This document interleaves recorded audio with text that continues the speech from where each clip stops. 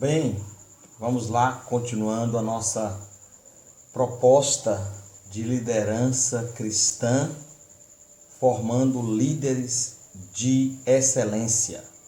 E eu quero falar nessa noite, nesse momento, de necessidades de líderes falando uma mesma linguagem. Então há uma necessidade de líderes falando a mesma linguagem. Quero ler com você 1 carta a Timóteo, capítulo 3, versículo 1 ao 4, que diz assim, fiel é esta palavra.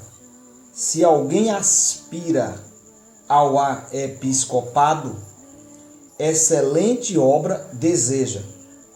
É necessário, pois, que o bispo seja irrepreensível, marido de uma só mulher, temperante ou temperado, sóbrio, ordeiro, hospitaleiro, apto para ensinar, não dado ao vinho, não espancador, mas moderado, inimigo de contendas, não ganancioso, que governe bem a sua própria casa, tendo seus filhos em sujeição com todo respeito. Vocês notaram que a palavra episcopado ou bispo, o episcopado forma bispo, e bispo ou episcopado é o mesmo pastor, é o mesmo mestre, é o mesmo cuidador de ovelha, é o mesmo líder, o líder de uma igreja cristã, ou um líder cristão. Isso é um pastor, porque você vai ver na Bíblia episcopado ou bispo, e muitos colocam bispo como se fosse um degrau a mais de pastor, do diácono ou do presbítero, e na verdade bispo é o mesmo pastor. A liderança na eclésia, que é a igreja de Jesus, porque eclésia é reunião, que no hebraico significa assembleia, constituída por pessoas, dentre elas ou dentre as quais são líderes. Quer dizer, na igreja tem pessoas, e entre essas pessoas estão os líderes. Líderes esses para produzir atividades eclesiásticas no crescimento quantitativo, porque a gente tem que pensar na quantidade de pessoas, do crescimento, é claro, você tem que sonhar isso todos os dias, quantitativo e qualitativos desejados. Então você quer uma quantidade de pessoas, você quer uma multidão de pessoas que tenham qualidades específicas para servir e para adorar a Deus, sendo que o líder é o seu exemplo maior, segundo o texto que nós lemos, de ensinar essas pessoas a serem esmeradas, serem polidas pela palavra do Senhor Jesus. Toda igreja local possui características próprias e desenvolvidas na cultura, condições socioeconômicas e espirituais, porque na igreja tem que ter isso. Na igreja não é você só ler a Bíblia, só orar, só cantar. Na igreja vai ter uma sociedade, vai ter pessoas cultas, pessoas não cultas, pessoas que desenvolvem atividades econômicas, pessoas que não desenvolvem atividades econômicas. E então a igreja precisa, junto a esses líderes de excelência, ela precisa administrar cada caso, cada situação. Sabendo, eu faço uma ressalva aqui, eu faço um parêntese, que mesmo que numa igreja tenha pessoas com uma capacidade financeira grande, média ou quase nada, essas pessoas precisam ser tratadas da mesma forma. O pequeno e o grande diante do reino de Deus se assemelham, é a mesma coisa. Para a sociedade moderna, para a nossa sociedade, para o mundo que nós vivemos, podem fazer acepção, mas na igreja não deve ter acepção nenhuma. o que tem muito dinheiro é tratado como ovelha e o que tem muito dinheiro é tratado como ovelha. Então, nós, como líderes de excelência, precisamos estar acordados para isso. Toda a igreja local possui características próprias que desenvolvem essa cultura que nós terminamos de falar.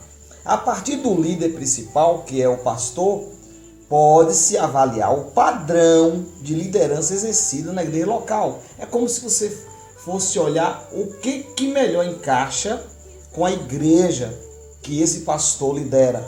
Qual é o que ele pode explorar para conseguir alavancar, voar e ir além. Ele precisa explorar os caminhos que ele tem nessa igreja local, porque cada igreja muda a sua forma de agir em relação ao reino de Deus.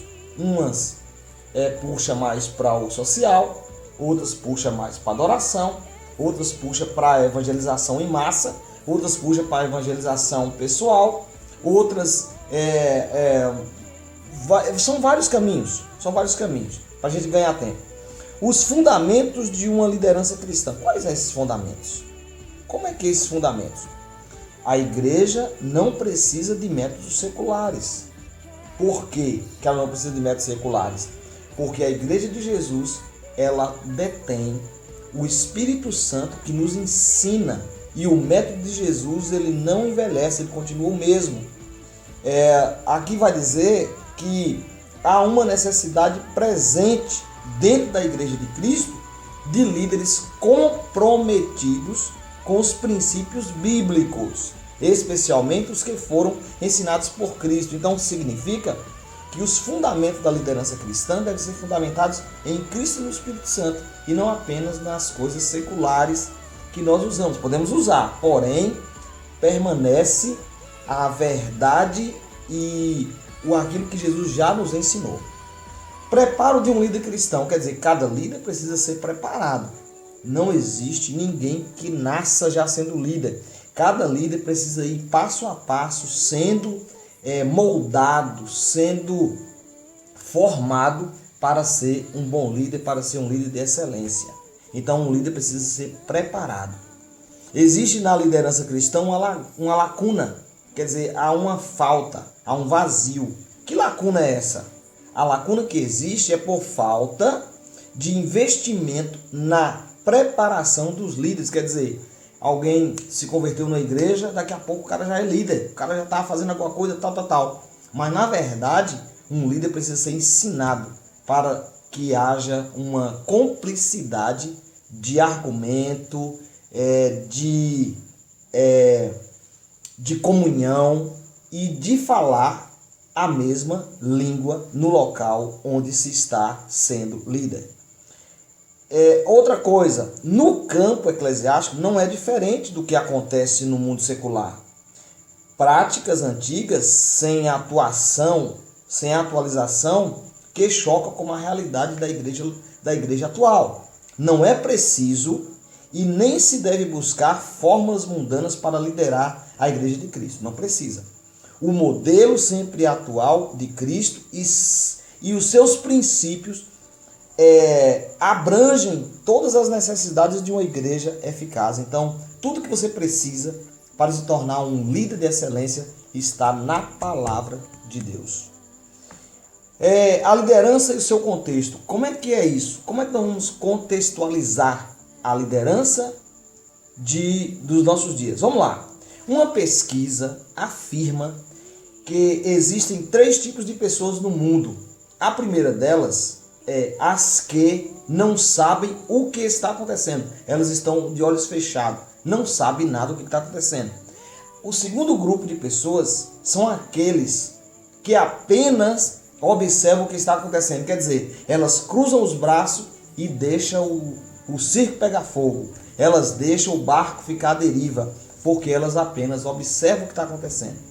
E o terceiro grupo é o que mais desejamos. É aquelas pessoas que fazem acontecer. As que fazem acontecer. Então, é aquelas que dizem assim, não, eu não vou porque fulano está indo. Eu vou porque eu vou fazer acontecer. Você tem que projetar, administrar para que aconteça. Que Deus abençoe você nesse instante. Continue aprendendo, continue vendo os vídeos, continue lendo tudo que nós estamos postando para que Deus seja glorificado e que nós sejamos líderes de excelência. Deus abençoe a todos. Fico na paz do Senhor Jesus.